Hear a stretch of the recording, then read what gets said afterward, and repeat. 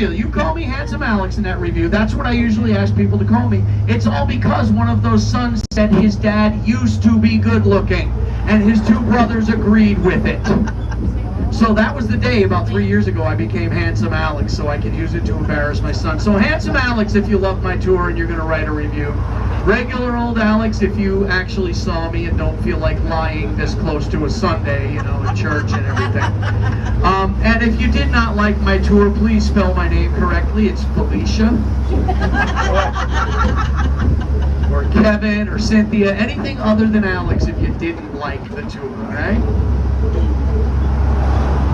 Hey, so I was going to go down King Street, but since I saw a young woman back there pointing at a bunch of signs, let's go back through Lincolnville. I want to talk about Lincolnville's civil rights history in the early 1960s. In the early 60s, Lincolnville was still mostly an African-American community, and because of that, there were things in town the kids in Lincolnville wanted to do when they weren't allowed to. There were some teenage young men here in Lincolnville, and these kids thought it was wrong that they didn't have a right to sit down in a local restaurant and order a meal. So they approached a dentist in Lincolnville.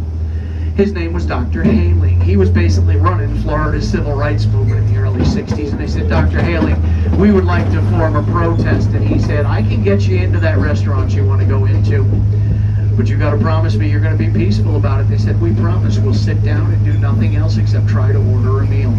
He said, all right, I'll get you into the Woolworths department store. You kids understand you're going to get arrested. They said, we know. He said, you understand you're probably going to get hurt. They said, we need to do this.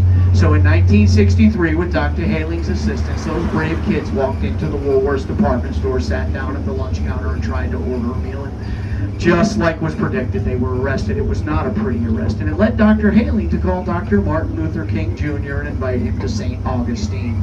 In 1964, in Dr. King's 10 or 11-day stay here, he led two of his well-known marches fighting for civil rights right here on this street we're about to cross at the stop sign. That's why we renamed this Dr. Martin Luther King Jr. Avenue.